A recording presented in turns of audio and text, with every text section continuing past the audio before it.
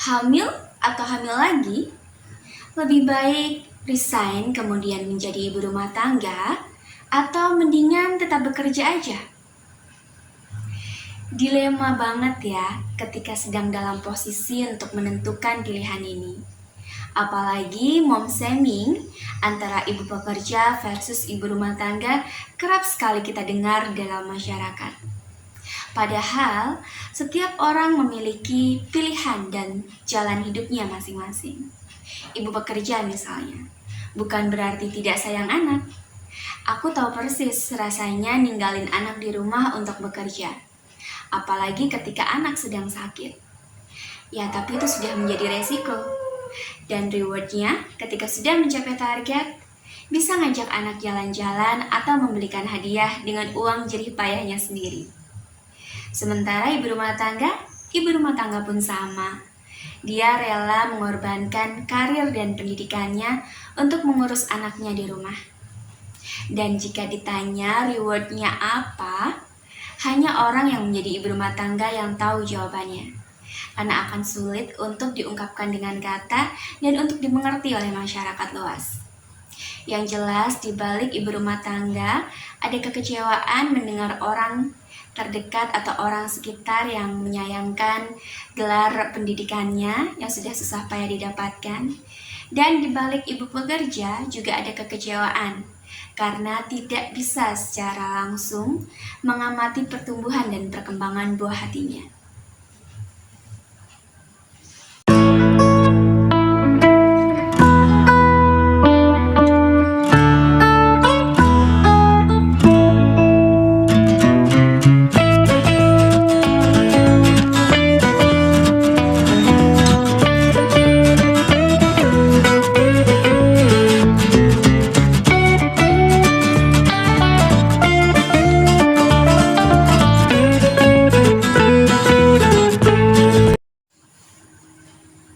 Hai moms, bun, masih di channel aku dan masih seputar kehamilan.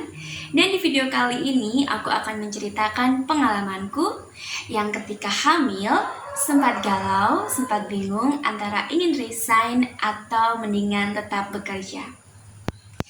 Jadi moms, bun, dulu banget sebelum aku menikah, aku pernah punya rencana bahwa aku akan bekerja sebanyak-banyaknya, sepuasnya.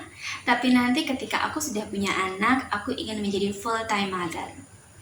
Ya, tapi ternyata tidak sesuai dengan rencana ya, tidak semulus itu. Jadi banyak hal-hal yang di luar ekspektasi. Seperti misalnya, setelah menikah ternyata aku tidak langsung hamil, bun. Jadi meskipun aku udah resign, udah berhenti bekerja dan ikut pindah dengan suami, ternyata aku tidak langsung hamil. Dan dalam masa penantian hamil itu aku sempat galau karena tidak bekerja. Iya, jadi aku sempat kayak rasa bersalah dan bosan dan bingung karena tidak bekerja, bun. Nah, bagi seorang perempuan, terutama bagi aku pribadi ya, bekerja selain untuk bisa mendapatkan pemasukan sendiri, juga untuk bisa mengaktualisasikan diri atau memberdayakan diri. Jadi rasanya jika kita sudah bisa produktif atau melakukan kegiatan yang lebih produktif, itu ada kepuasan tersendiri seperti itu ya, Bun ya. Dan akhirnya aku putusin untuk bekerja kembali. Dan alhamdulillahnya waktu itu masih dapat izin dari suami, bun. Nah, setelah aku dapat kerja lagi, aku mulai sibuk kerja lagi, mulai seneng ada kegiatan lagi gitu ya. Ternyata kurang lebih 4 bulan setelah aku bekerja, itu aku hamil dong, bun. Ya, jadi aku hamil, tapi waktu itu aku tetap enjoy untuk bekerja sambil yakinin suami bahwa aku baik-baik aja kok bekerja di saat hamil seperti itu. Selain itu juga kan aku tetap dapat privilege ya sebagai ibu hamil di tempat kerjaku. Jadi aku masih santai dan tetap nikmati kerjaanku. Nah, setelah anak aku yang pertama lahir, terus habis masa cutiku, aku ke kantor lagi dong ya. Nah, di situ aku mulai muncul rasa kayak ada beban pikiran. Jadi kayak ada tambah pikiran gitu. Di kantor ngemikirin anak di rumah gitu ya. Pas udah nyampe rumah nggak bisa langsung istirahat karena masih banyak hal yang harus dikerjain lagi gitu ya. Jadi lama-lama tuh aku ngerasain capek capek ya bun, ternyata menjadi seorang ibu yang bekerja. Tapi aku masih enjoy aja karena capeknya kebayar ketika kita libur atau cuti gitu ya, itu bisa jalan-jalan sama anak gitu. Jadi rasanya hilang gitu capeknya, dan masih tetap ada rasa kayak kebanggaan diri gitu, karena walaupun udah punya anak tapi masih tetap bisa mempertahankan gelar sarjana aku masih kepake gitu. Dan sampai akhirnya aku kesundulan atau kebobolan bun. Jadi aku hamil lagi, kesundulan anak nomor 2, padahal waktu itu anakku yang pertama itu masih belum ada 1 tahun. Dan disitu mulai ada panggilan-panggilan lagi nih untuk ke arah kayak rencana yang dulu pernah aku ucapin gitu ya. Jadi aku pengen antara resign aja atau tetap kerja aja. Tapi karena waktu itu anak aku ada yang ngasuh ya sama orang tuaku, jadi aku masih tetap lanjut kerja. Nah bun, waktu awal aku tahu hamil lagi, jadi waktu aku kebobolan aku sempat kaget sih. Jadi aku bingung antara aku mau beneran resign atau mau tetap bekerja.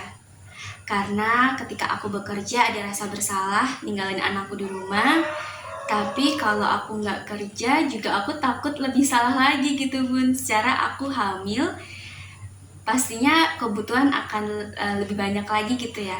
Kalau aku beneran resign, nanti kalau nggak cukup gimana? Tapi kalau aku tetap bekerja, nanti yang ngurusin anakku siapa?